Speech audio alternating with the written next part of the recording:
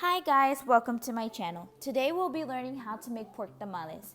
The ingredients that you're going to need today are pork butt, about 7 pounds, 2 small onions, some garlic cloves, salt, corn husks, a bag of maseca, a cup of manteca or lard, chili powder, garlic powder, onion powder, cumin or comino, baking powder, dried guajillo chiles.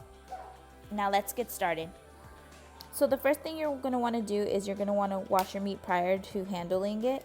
So I did that, and I did cut it up into chunks, and I am just placing it into my Instant Pot because I noticed that it takes less time cooking if I'm needing to do it this day of.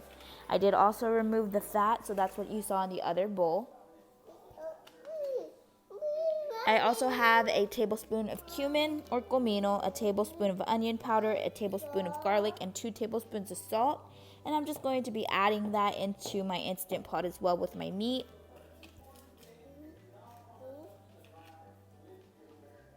From there, on my cheesecloth, I have 3 cloves of garlic, a half of a small onion, and I just closed it up because I don't want it to get lost into my broth because we are going to need our broth for our masa.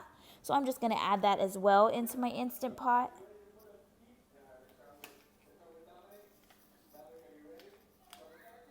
And then from here, I am going to fill up my Instant Pot to the highest level, which is 2/3 on mine. So I am just filling it up to 2/3 with water to allow it to cook.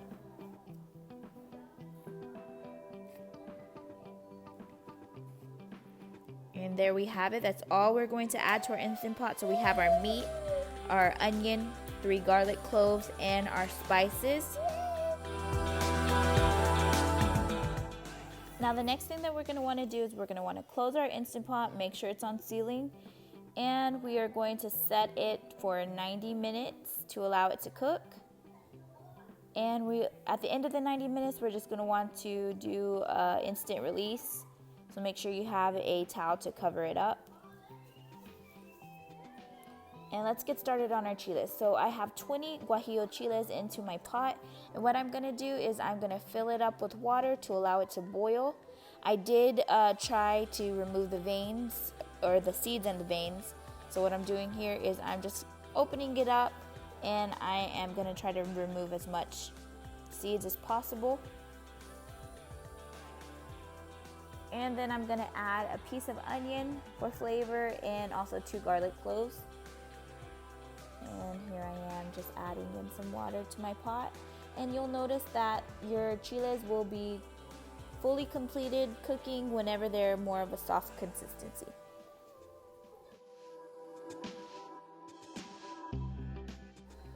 So what we have here are our guajillo chiles. If you notice, they are a little bit thicker. They're not crunchy anymore. If you do put it on the side of your pot, you're going to notice that your guajillo chiles are going to be able to bend. So from here, what we're going to do is we're going to take all of our chiles, our piece of onion, and our garlic cloves, and we're just going to put it into a blender because what we're going to want to do is make a paste for our cooked meat. And this will be the red sauce for our tamales. And also you're going to want to just add about 2 cups of the water into your blender to make that paste. And I would say probably about half a cup to a cup, just in case you need to add more if your paste isn't thick enough.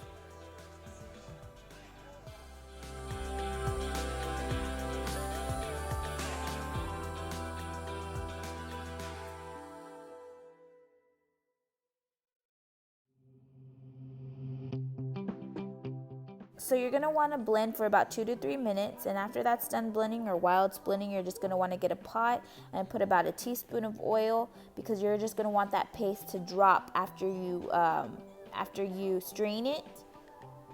You're going to allow it to drop into the pot, that way it could just cook a little longer.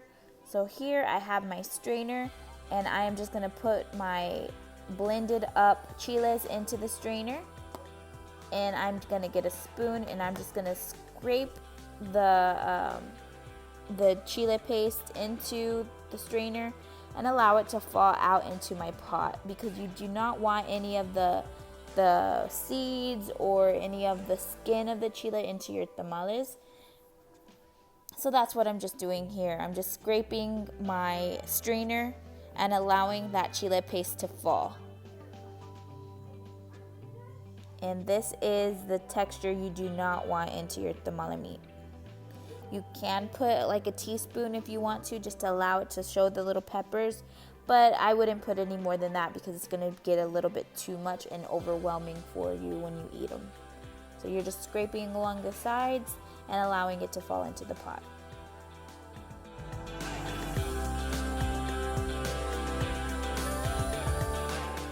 Now for our corn husks, you're going to want to make sure that you get some that are as white as possible, that they're not dried out and crunchy.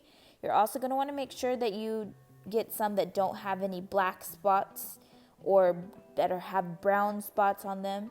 And so as white as possible and straight as possible. This will allow it to get a great spread with your masa. So from here, I'm just going to get a big pot, fill it up with hot water, and I'm just going to allow them to soak to get any of the corn husk hairs off. And also if it has any little insects on them, they could get off, and any dirt that they have on them.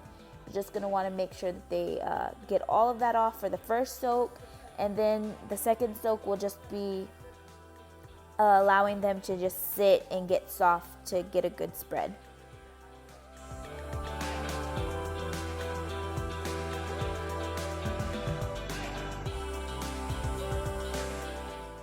What I like to do is I like to take them apart individually and allow the water to touch each and every one of them. And here we are at our 90 minutes on our meat. As you can tell, our pork butt is tender. It smelled so good. And what I'm going to do here is I'm just going to remove it from my Instant Pot. I did do an instant release after the 90 minutes was over. And from here, I'm just going to remove everything, save my broth because I do want that for my masa. And you're also going to just want to take a little taste of the broth to make sure if it has a lot of salt. That way we can hold back on our salt that we put into the masa. So keep that in mind. Just remove everything so we could set to the side to allow it to cool. And the way that I usually tell if it is done cooking is just by the texture of the meat. Does it fall off the bone? Is it falling off whenever you're pulling it out of your pot? And that is really how you're going to be able to tell if your meat is fully done cooking.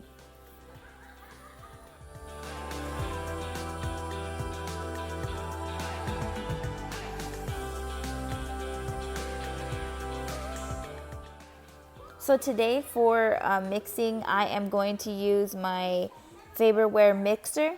You can as well use your hands. I use my mixer because it's a lot faster. But what I'm doing here is I'm just adding 4 cups of Maseca, a tablespoon of garlic powder, a tablespoon of chili powder, and under I have a tablespoon of salt. So you're just going to add that into your mixer. And you're also going to want to add your tablespoon of baking powder because you want to start off mixing the dry products with the seasonings and also your baking powder to allow it to get flavored and everything mixed together so you don't have a clump of something all in one. So I'm going to just turn it up just to toss everything around.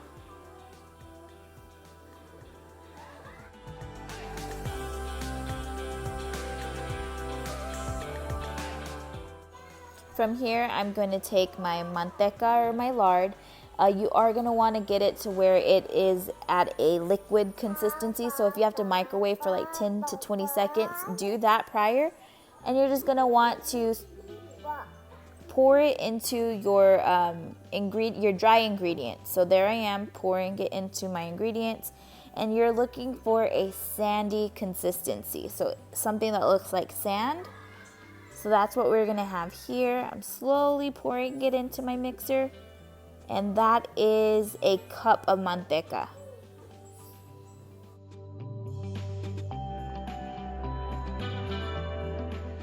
Now we're coming up to the consistency that we're needing for our dry products and our manteca, which is this sandy texture that we have here. And our next step is going to be adding in our broth from our meat. So you're going to want to make sure you have 4 cups set aside of your broth. And we're gonna wanna just strain it as we pour it in so we don't get any of the fat or any meat into our masa. And you're just gonna wanna start to mix as well. Remember to taste your broth prior to adding it. That way you will know if you need to add that tablespoon of salt or if you need to add a little bit more. That is key. The key thing is to taste, because this is the biggest thing people will talk about. Is your masa good? Is it bland? Does it need more salt?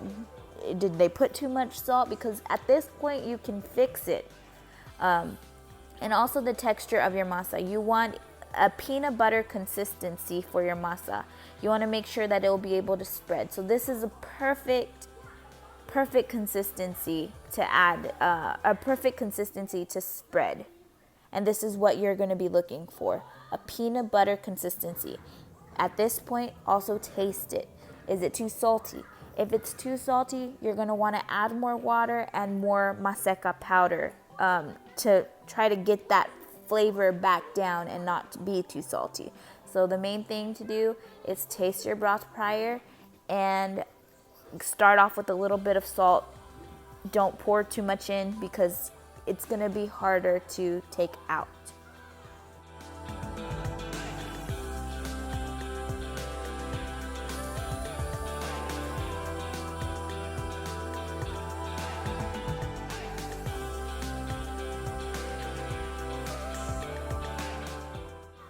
Now let's start working on our meat. So we have our meat cooled down, it's shredded up. We have our paste ready to be poured into our meat to allow it to be red, that red pork color. So I'm just gonna get my cooled down meat and I'm gonna put it into my pot of my Guajillo paste. And I'm just gonna add it into there, stir it all around.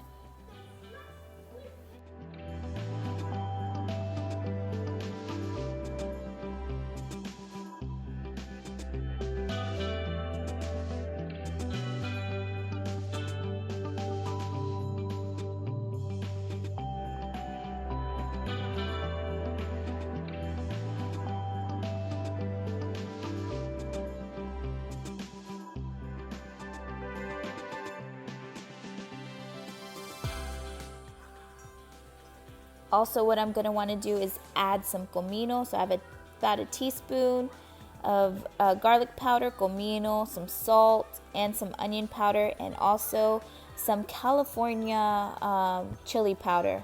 You could use regular chili powder if you don't have the California kind, but those I usually find them at the Hispanic stores. And I'm just gonna stir it all into my meat. And you wanna get that flavor into your meat prior to stuffing your tamales. So the main thing that you're going to want to do at this point is taste your meat prior to stuffing them. What I like to make sure that I have is enough salt and enough comino. So here I'm just tasting, seeing if it has enough of that comino or cumin, and also adding salt, because that's going to be the main thing. You can't add it later. You don't want to see your guests adding it, so make sure you do that beforehand. So we're back with our corn husk that's been sitting in water. If you notice in my water, you'll be able to tell any impurities that were found on the corn husk. So you want to make sure that you drain this old water before refilling with the new ones. And you also want to take a look at all of your corn husks and make sure that they're clean as possible. There's no hairs, there's no impurities found on your corn husk. And then you can get started with the rolling of your tamales. So here what I have are my corn husks. They're all washed, ready to go, soaked up, soft. All the impurities are off. I also have my pork, my meat, ready to go. I do have some queso fresco in the brand of the La Vaquita. And I have my masa ready and prepped to go. You're also going to want to need a tablespoon and something you can wipe your hands with, just in case any masa gets on your hands along the way. And I also have a big pot to put my finished tamales in. Now let's talk about our corn husk. You're going to want to work with the side that's shiny and soft. And it's just going to feel a different texture than the side that you don't want to work with. The other side will be firmer, a lot scratchier if you were to put your nail on it. And that's the side you don't want to work with. Now we're gonna take the back of our tablespoon, and if you notice the masa does not fall off of my tablespoon, you're just gonna wanna get a chunk and you're just gonna wanna start spreading it all throughout your tamale husk. From there, you're gonna wanna put an even layer, not too thick, not too thin, all around your tamale husk, and you're just gonna wanna make sure that it spreads evenly across it.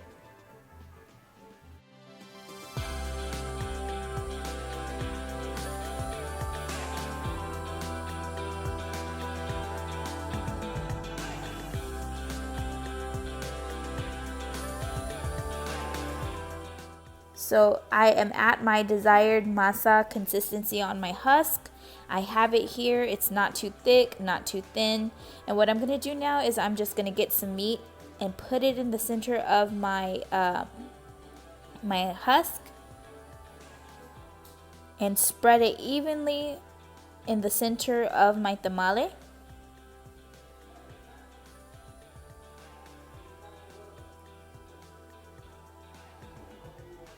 And then I'm gonna bend one side,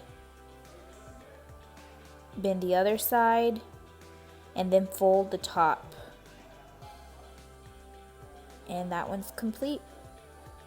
And you're just gonna wanna keep doing this over and over again. Just repeat the process. So I spreaded that tamale. It's at a nice even amount of masa. I'm gonna put cheese in this one, so I'm gonna put my cheese in the center, bend one side, bend the other side, and fold the top. And that one's complete as well. And just keep on repeating it until you get the amount of tamales that you're gonna want or your ingredients are finished. And there we have it. We have our uncooked tamale. The next step is just going to be cooking them.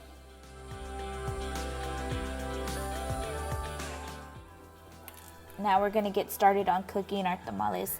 So what I have here is my steamable pot, and it has a lower, like a lip inside of the pot, and also a serrated type inner lid.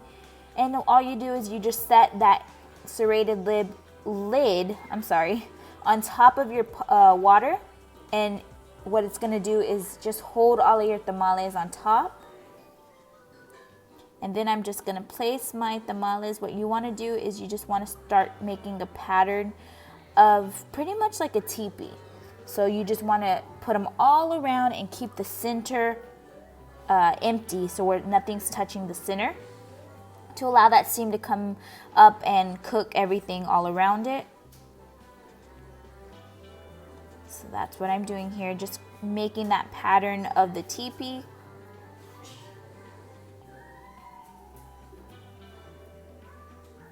And this is what you're looking for, the finished product prior to cooking. You just have that empty section to allow the steam to come up to cook. And then also you have your tamales all around making the little teepee.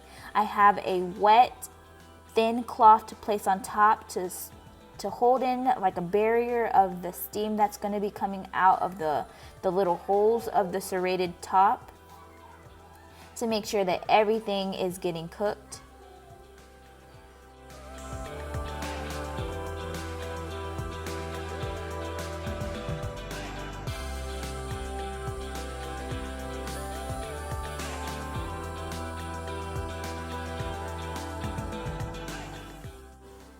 Now if you have a little pot, what you're gonna wanna do is just try to create the same pattern. Your tamales might touch, and that's perfectly fine, but as long as you have some sort of section of an opening at the bottom to allow that steam to come through, they will cook perfectly fine. So everything is all covered. The barriers created for whenever the steam hits the tamales. And then for the small one, I'm just putting my wet cloth on top of those as well. It's a lot easier with a smaller pot. And then I'm just covering them up.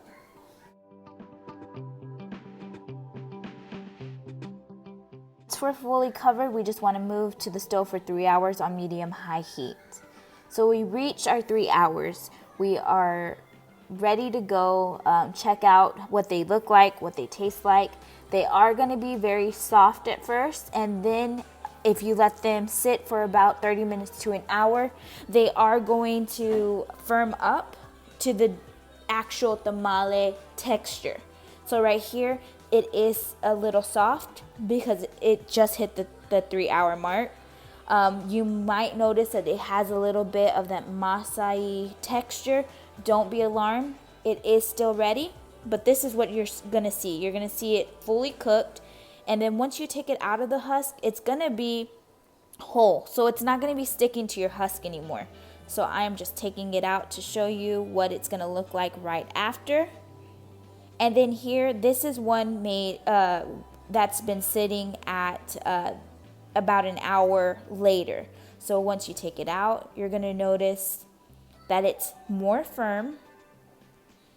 And then you're just gonna notice that it's not that masa texture on it anymore. It's gonna be all one. So I'm just gonna remove this husk here.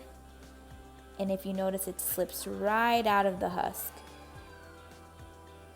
And that's what you're looking for. It's not squishy.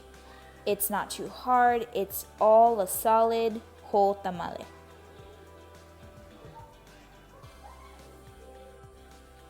And there we have it, our cooked tamales. I love pairing it with salsa verde for an extra kick.